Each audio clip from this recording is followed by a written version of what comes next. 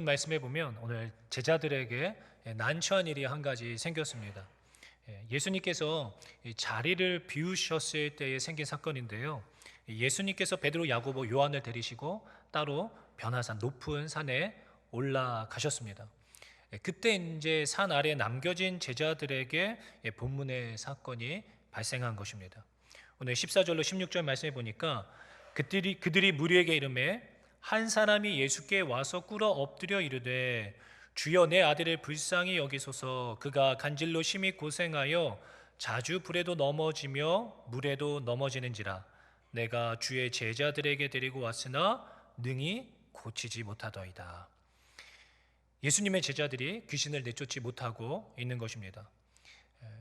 귀신을 내쫓지 못할 수도 있는 거 아닌가라고 생각하실 수도 있을지 모르겠지만 오늘 본문의 사건에서만 예외가 되고 있는 것입니다. 이미 이전에 예수님께서는 제자들에게 두씩 보내시면서 더러운 귀신을 제어하는 권능을 주시고 또 실제적으로 이 제자들이 많은 귀신들을 쫓아내며 병자들에게 기름을 불러서 고치는 역사와 이적들이 계속적으로 나타나고 있었습니다. 그런데 오늘 본문 가운데 이번에는 안 되는 것이죠. 그래서 사람들이 수근수근 되기 시작했습니다. 그때 예수님께서 산에서 내려오신 것이죠. 그러니까 이제 이 귀신 들린 아이의 아버지가 이제 너무 간절한 거죠. 그래서 예수님 앞에 꿇어 엎드려서 간청하는 것입니다. 주님 제발 좀 저의 아이를 고쳐 주십시오. 멀리서 이제 귀신 들린 이 아이를 고칠 수 있을 어떤 희망을 가지고 소문을 듣고 예수님 앞에 온 것인데 얼마나 지치고 허망했겠습니까? 너무 속상했겠죠. 간절함으로 앞에 왔는데 귀신을 내쫓아주지 못하고 있으니까 너무 마음이 아팠던 것입니다. 그때 이제 예수님께서 산에서 내려오시자 예수님께 가서 간청하게 되는 것입니다. 그래서 예수님께서는 그 아버지와 그 아이를 보시며 불쌍히 여기신 것이죠. 그래서 본문은 예수님께서 귀신을 내쫓으시는데 꾸짖으셨다라고 표현되어져 있습니다. 그리고 이제 아이가 회복되어져서 나았습니다. 아이가 얼마나 위로가 되고 감사했겠습니까? 아버지가 얼마나 감사했겠어요. 그런데 오늘 본문의 무게중심은 귀신을 내어 쫓은 그 사건을 언급하고자 함이 아니라 주된 관심은 바로 귀신을 내어 쫓지 못했던 제자들에게 있습니다. 오늘 19절 말씀해 보니까 이때에 제자들이 조용히 예수께 나와 이르되 우리는 어찌하여 쫓아내지 못하였나이까. 예수님께 조용히 나와서 예수님 왜 저희는 안 됐죠? 왜 저희는 귀신 내쫓지 못하였습니까? 이렇게 물었던 것입니다. 이전에도 제가 이 본문을 가지고 설교했던 적이 있는데 예수님께서 20절 바로 왜 그러했는지 분명하게 언급해 주십니다. 너희 믿음이 작은 까닭이니라. 믿음이 작다. 이전까지는 귀신들을 잘 내쫓았는데 이번에는 잘 되지 않았습니다. 그런데 그 이유가 무엇이었는가 보니까 믿음이 작은 까닭이었다라고 예수님 말씀하십니다. 수많은 귀신들을 내어 쫓으면서 교만한 마음이 생겨서 그랬던 것일까요? 아니면 다른 마음으로 귀신을 내쫓으려고 해서 그랬던 것일까요? 아니면 본문에서 답을 유추해 보자고 하면 15절 말씀해 보니까 주여 내 아들을 불쌍히 여기소서 그가 간질로 심히 고생하여 자주 불에도 넘어지며 물에도 넘어지는지라 이렇게 기록되어져 있습니다. 그러니까 자주 불에도 넘어진 아이였습니다. 그렇다 보니까 이제 아이의 겉모습이 아마 많이 상해져 있었을 것이다라고 짐작해 볼 수 있습니다. 굉장히 쉽지 않은 어떤 겉모습이었을 것입니다. 그래서 이전과는 다른 귀신 들린 아이의 모습 때문에 이 제자들이 많이 위축이 되어지고 또 예수님이 계시지 않았기 때문에 조금 두려운 마음이 들었을지 모르겠습니다. 저도 이제 귀신 들린 사람을 한번 마주대 본 적이 있는데요. 여러분 귀신 들린 사람 한번 보신 적 있으십니까? 예전에 한번 제가 설교 시간에 나눴던 적이 있는데 저희 대학교 다닐 때 학교 동기 전도사님 한 분이 나이가 좀 연배가 있으신 전도사님이셨어요. 근데 동기셨는데 자신의 딸이 귀신이 들렸다라고 이제 힘겹게 이제 그것을 나누셨습니다. 그런데 어느 날 자신의 딸을 위해서 좀 집에 와서 가정 예배를 좀 전도사님들이 오셔서 좀 예배를 드려주실 수 없겠느냐 부탁을 하셨습니다. 그러다 보니까 어떻게 또 저희가 못 가겠다 그런 말 어떻게 하겠습니까? 그래서 제가 또 예배 팀을 꾸려서 또 기타를 하나 들러매고 또 찾아가지 않았겠습니까? 그래서 가서 이제 집에 들어가니까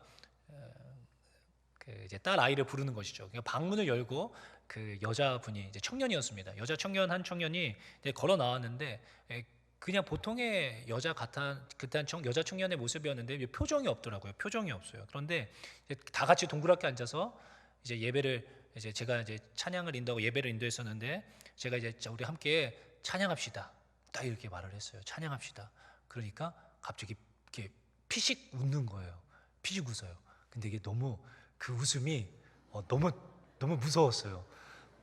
그리고 나서 용기를 내어서 그때 정말 찬양을 정말 간절하게 뜨겁게 찬양했던 기억이 납니다. 찬양을 다 하고 나서 이제 그때 이후로는 찬양도 안 하고 가만히 무표정으로 그렇게 계셨는데 제가 이제 다 같이 합심하여 기도합시다 하고 이제 기도 요청을 하고 같이 기도를 해야 되는데 이제 문제는 뭐냐면 여러분 이게 실제로 경험해 보지 못하시면 이게 모르실 수 있는데 눈을 못 감겠는 거예요. 기도를 합시다 하는데 눈을 못 감겠는 겁니다. 그래서 이게 눈을 떴다 감았다 하면서 기도 인도를 했던 적이 있습니다. 어찌되었든 결론적으로 그때 당시에 그 예배를 통해서 뭐 귀신이 떠나가고 그런 역사는 없었지만 이렇게 같이 예배하고 같이 이야기 나누고 그러고 돌아왔던 기억이 납니다. 어찌되었든 결론적으로 이들이 귀신을 내어쫓을 권능을 가졌음에도 불구하고 귀신을 내어쫓지 못했던 것은 믿음이 작은 까닭이었던 것입니다. 이것을 히브리서 4장 2절의 말씀 빌려서 이야기하자면 하나님께서 주신 그 권능이 믿음과 결부가 되지 않았던 것이죠. 우리가 분명히 기억해야 할 것은 믿음은 다 똑같은 믿음이 아니라는 것입니다. 성경은 우리에게 분명히 이야기하고 있습니다. 믿음이 작은 자가 있고 믿음이 큰 자가 있다. 마태복음 15장 27절로 28절에 보면 한 여자가 예수님께 간청하면서 그런 이야기하지 않습니까? 여자가 이르되 주여 올소이다마는 개들도 제 주인의 상에서 떨어지는 부스러기를 먹나이다 하니 이에 예수께서 대답하여 이르시되 여자여 내 믿음이 크도다. 내 소원대로 되리라 하시니 그때로부터 그의 딸이 나으니라. 그래서 로마서 15장 1절에 보니까 믿음이 강한 자가 있고 믿음이 약한 자가 있습니다. 더불어 성경은 우리에게 우리의 믿음은 계속적으로 자라가야 한다라고 기록하고 있습니다. 사랑하는 성도 여러분, 지금 우리의 상황 가운데 이러한 귀신 들린 사람들이 우리의 눈앞에 나타나서 이렇게 저렇게 어떤 모양으로 실제하고 있는 것은 아니지만 나타나고 있지는 않지만 그럼 그 귀신이 없는 것일까요? 지금 이 시대에는 더 이상 귀신이 활동하지 않는 것이겠습니까? 실질적으로 귀신의 역사는 귀신이 들려서 누군가를 파리하고 흉측하게 만드는 것이 아니라 귀신은 우리의 생각과 마음에서 역사하고 있는 악한 영인 것입니다. 그곳에서 엄청난 치열한 영적 전쟁이 벌어지고 있는 것이죠. 바로 그 전쟁 가운데에서 우리들은 평소 제자들과 같이 매일의 삶 속에서 늘 약한 영들과의 전쟁 가운데서 잘 이기기도 하고 불순한 생각들을 잘 몰아내고 승리합니다. 그런데 그러다가도 갑자기 이처럼 우리를 두렵게 만드는 우리의 약점을 건드는 무서운 일이 닥쳤을 때에 우리의 신앙이 그냥 그대로 쭉 미끄러져 버린다라는 것입니다. 이런 믿음이 흔들리고 주님의 약속이 더 이상 능력이 되지 못하는 것입니다. 귀신이 안 나가요. 승리를 못하는 것입니다. 계속 사탄이 주는 생각과 마음에 지배당하면서 염려와 근심에 사로잡혀 있게 됩니다. 두려움과 절망이라고 하는 그 감정이 우리를 사로잡아서 우울감에 짓눌려 살아가게 하는 것이죠. 소망 없이 웃음을 잃고 살아갑니다. 귀신이 안 나가요. 주님, 저는 어찌하여서 또 쫓아내지 못하였습니까? 주님, 저는 왜 안 되는 것일까요? 주님, 왜 저의 삶에는 이렇게 문제가 많을까요? 왜 저는 늘 이렇게 힘들죠? 왜 이렇게 우울하죠? 왜 저는 늘 이렇게 부정적으로 생각하고 왜 남들이 다 미워 보이는 것이죠? 사랑하는 성도 여러분, 믿음이 큰 자들은 아낙 자손들이 그들 앞에 실제하고 골리앗이 앞에 있을지라도 담대합니다. 여유가 있습니다.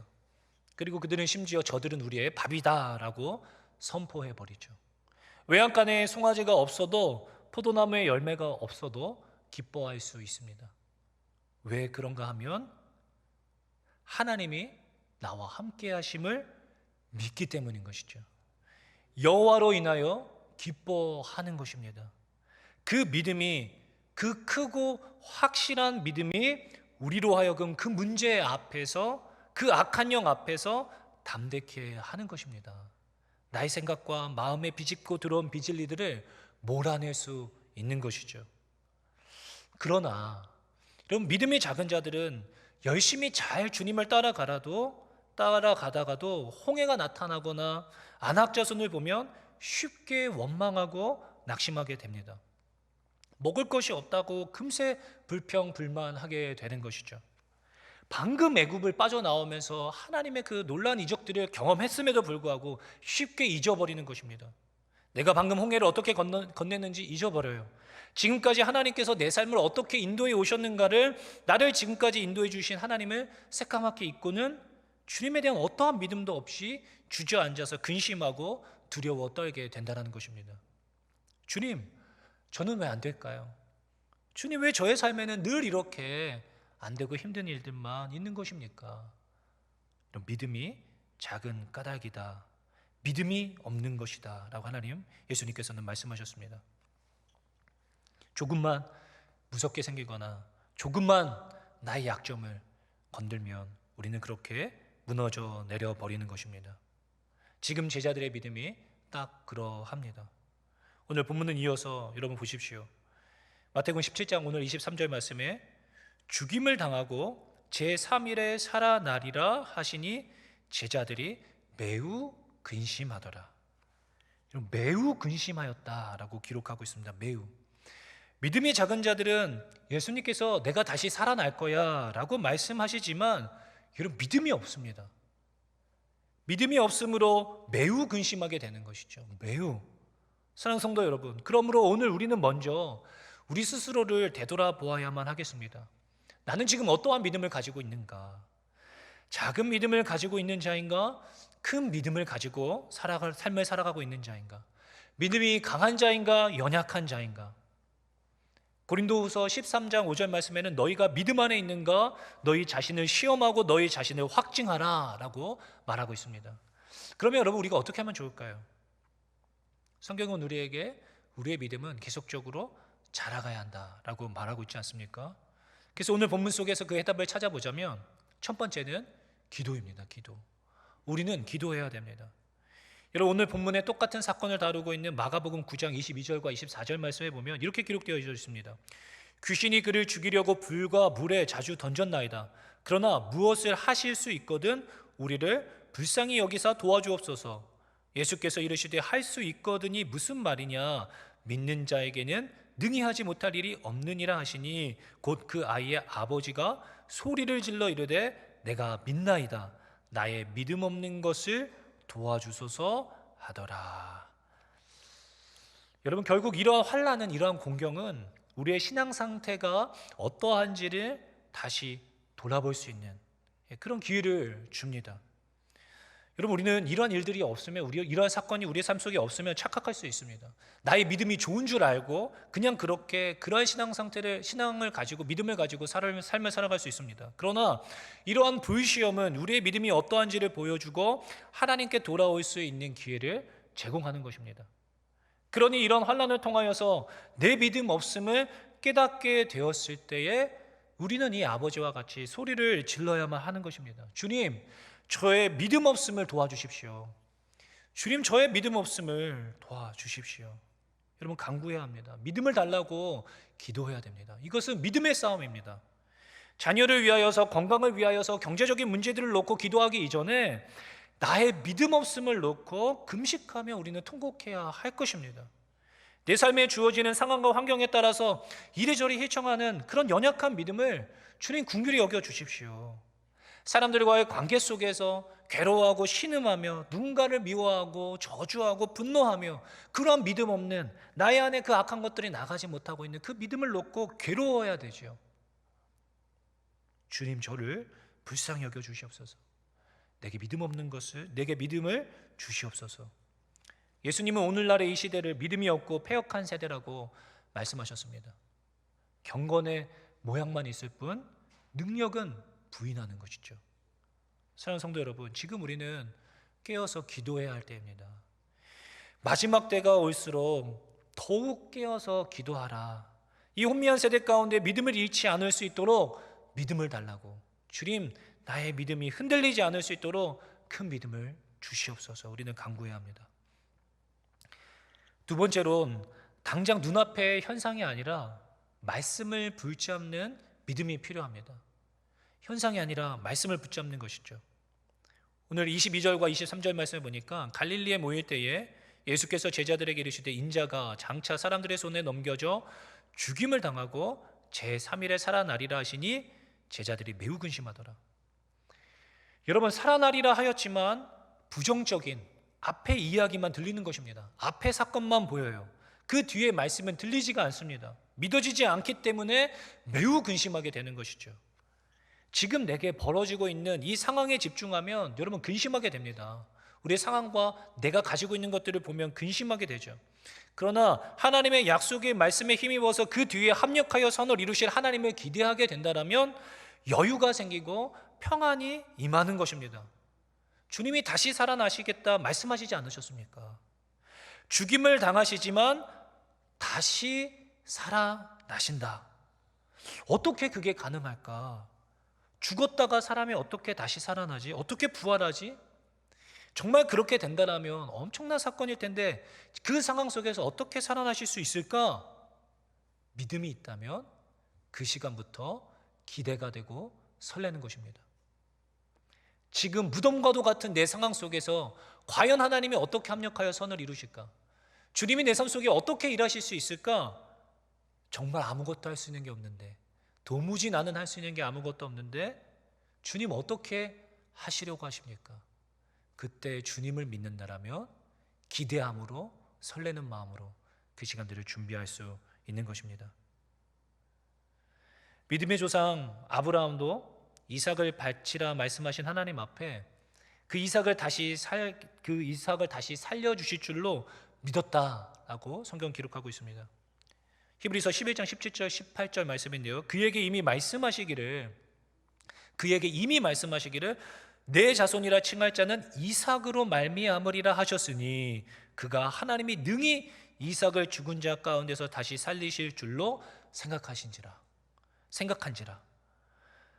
여러분, 하나님께서 이미 너를 통해서 그 너의 후손으로 언약을 이루어갈 자손은 바로 이삭이다 라고 말씀하셨기 때문에 다시 살리실 줄로 믿었던 것이죠. 약속의 아들 이삭, 아브라함은 이삭을 향하신 하나님의 영원한 언약을 믿었던 것입니다. 여러분, 당장은 절망하게 되고 왜 나에게 이런 일이 하며 원망할 수 있을 것입니다. 그러나 다시 살리실 줄을 믿는다라면 아침 일찍 기대함을 가지고 모리아산을 향하여서 출발할 수 있게 되는 것입니다. 여러분, 그래서 우리가 매일의 삶을 믿음으로 살아가는 데 있어서 내 삶에 말씀이 있는가 없는가가 참으로 중요합니다. 말씀이 있어야 합니다. 우리 삶에도 하나님께서 피할 길을 주시고 감당할 시험밖에 주시지 않는다라고, 하나님을 사랑하는 자 곧 그의 뜻대로 부르심을 입은 자들에게는 모든 것이 합력하여 선을 이루게 된다라고 그것을 믿는다라면 지금 당장은 서럽고 힘들 수 있겠지만 금방 눈물을 훔치고 일어설 수 있게 되는 것입니다. 그게 믿음이죠. 그게 하나님을 향한 믿음입니다. 그래, 맞아, 지금까지도 하나님이 인도해 주셨는데 옛날에 그때는 더 힘들었는데 그때 하나님께서 그때도 지나가게 하시고 지금까지 살게 해주셨는데 지금도 하나님이 분명 지나가게 하실 거야. 이것이 바로 하나님을 향한 믿음인 것입니다. 여러분, 내 안에 사탄이 주는 부정적인 생각들을 몰아내고 하나님을 향한 믿음으로, 확신으로, 신뢰로 승리하는 것입니다. 그래서 제가 사역을 하면서 보니까 믿음이 좋으신 분들이 어디서 티가 나냐면 늘 한결같으십니다. 어떤 사람을 만나든 어떤 기복이 어떤 일들을 만나든 늘 기복이 없습니다. 감정적인 어떤 신앙 기복이 거의 없으세요. 그냥 늘 한결같으시죠. 어떤 일들이 있어도 그런 기복 없이 늘 한결같이 꿋꿋이 하나님을 향한 분명한 확신과 신뢰 가운데서 요동하지 않는 신앙, 그런 분들이 정말 하나님 앞에서 믿음으로 사람을 살아가시는 분들임을 제가 보게 됩니다. 제가 이번 추석 때에도 제 모교회에 계신 권사님 한 분을 인사드리러 찾아뵀었습니다. 제 중학교, 고등학교 때 저를 무척이나 사랑해 주시고 아껴 주셨던 권사님이셨는데요. 늘 한결같으십니다. 늘 한결같으세요. 근데 이제 남편 되시는 장로님을 6년, 7년 전에 이제 사별하셨는데, 그때 장례식에서 뵀었을 때에도 저를 얼마나 반갑게 맞이해 주셨는지 지금 남편을 잃은 분이 맞으신가 싶을 정도로 늘 한결같이, 이번에도 찾아뵈었을 때도 너무나 건강한 모습으로 반갑게 저를 맞아주시는 모습을 보면서 하나님을 향한 믿음은 이런 것이구나 라는 생각을 하였습니다. 사랑하는 성도 여러분, 하나님의 약속의 말씀에 귀를 기울여야 합니다. 지금 내 상황과 환경에 집중하기 시작하면 우리의 마음은 늘 요동치고 두려움과 염려에 사로잡히게 될 것입니다. 히브리서 11장 6절에는 믿음이 없이는 하나님을 기쁘시게 하지 못하나니 하나님께 나아가는 자는 반드시 그가 계신 것과 또한 그가 자기를 찾는 자들에게 상 주시는 이심을 믿어야 할지니라 라고 기록하고 있습니다. 여러분, 믿음이 없이는 하나님을 기쁘시게 해드릴 수가 없습니다. 반드시 하나님이 계신 것을 믿으십시오. 하나님이 자기를 찾는 자들에게는 반드시 상 주시는 이심을 믿으시기 바랍니다. 여러분, 그분은 실수가 없으십니다. 틀림없으신 분이십니다. 그리고 그 하나님 아버지가 우리를 죽기까지 사랑하시는 하나님 아버지심을 믿으시기 바랍니다. 이런 믿음으로 오늘의 이 시대를 담대함으로, 기쁨으로, 세상이 줄 수 없는 평강으로 살아내실 수 있는 저와 여러분 모두 되실 수 있기를 예수님의 이름으로 축원합니다. 기도하겠습니다. 사랑과 은혜가 많으신 주님, 이 시간 저희들 이 말씀을 붙잡고 믿음으로 오늘을 살아내기로 결단합니다. 주님, 우리의 상황과 환경이 어떠할지라도 주님 앞에 담대한 마음으로 주님을 의지함으로 오늘을 승리할 수 있는 우리 모든 성도님 될 수 있도록 은혜 더하여 주시옵소서. 우리의 생각과 마음 가운데 일하고 역사하고 있는 모든 악한 영들이 예수의 이름으로 떠나가게 하여 주시옵시고, 오직 주님의 통치와 다스림 안에 성령 충만함으로 매일을 살아갈 수 있도록 복내려 주시옵소서. 모든 것 감사드리오며 사랑이 많으신 예수님의 이름으로 기도하옵나이다. 아멘.